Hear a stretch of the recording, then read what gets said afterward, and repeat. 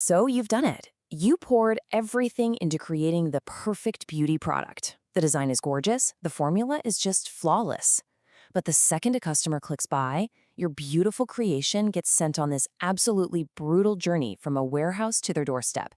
It's a journey most packaging just wasn't built for. So let's get into why that is, and more importantly, how you can fix it. This right here, this is the absolute nightmare scenario for any DTC brand, isn't it? Your perfect product finally arrives, and it looks like it just went 10 rounds in a boxing ring.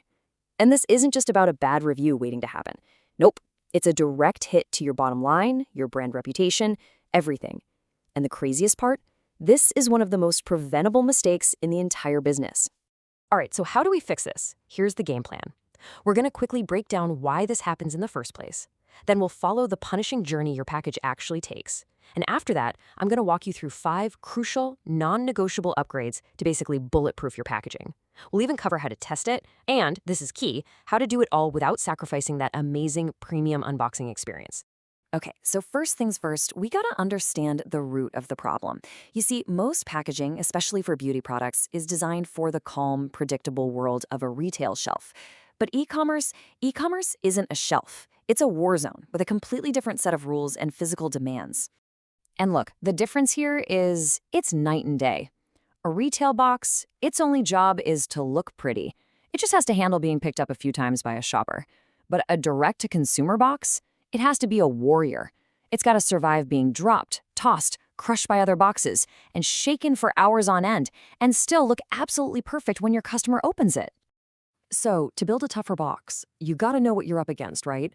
We have to understand the enemy. And the e-commerce supply chain, well, let's just call it the gauntlet. It is a punishing series of automated machines, long-haul trucks, and delivery vans. And trust me, it is not gentle. Think about it like this. First, your package gets tossed into a bin at a fulfillment center, with dozens of other boxes piled on top.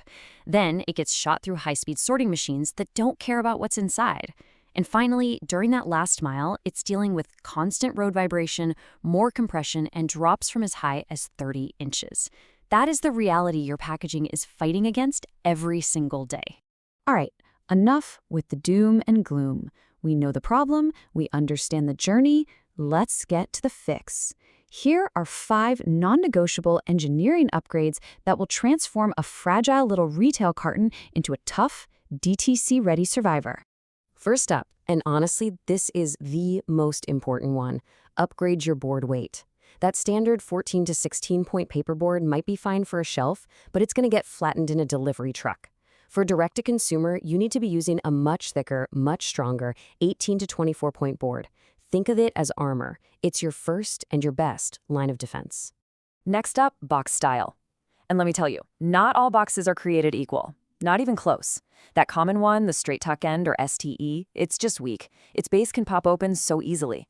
The absolute gold standards for e-commerce are the tuck top auto bottom and the snap lock bottom. See, their bases are pre-glued and they lock securely into place, which gives them way better strength and crush resistance.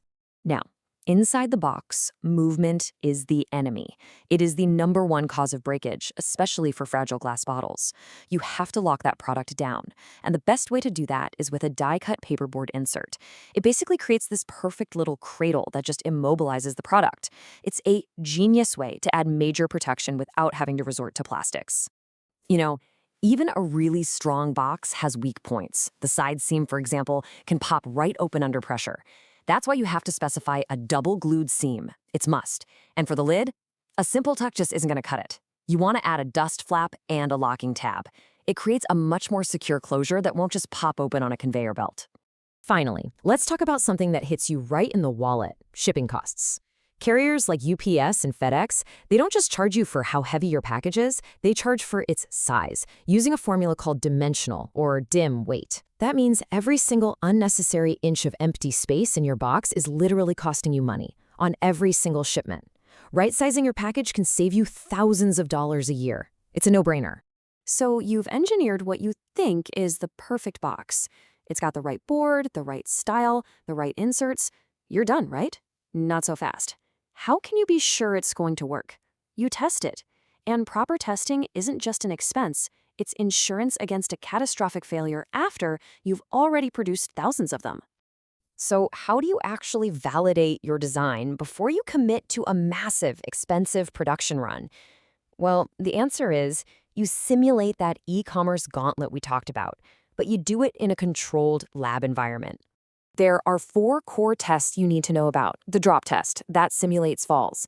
The compression test simulates your box being at the bottom of a heavy stack in a truck.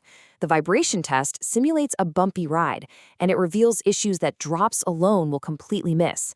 And then there's the climate test, which simulates real-world humidity, a silent killer for paperboard. And on that note about climate, get ready for this number. This one always blows my mind. A standard folding carton can lose up to 40% of its structural strength when it's just sitting in a humid environment, like a warehouse in the summer. 40%. This is exactly why climate testing is so incredibly important, but it's the one that gets overlooked all the time. Now, I know what some of you are thinking. Great, so my box has to be some boring, ugly utilitarian tank now? No way. Absolutely not. That's just not true. You do not have to sacrifice that premium, luxurious unboxing experience for the sake of protection. In fact, you can and you should have both.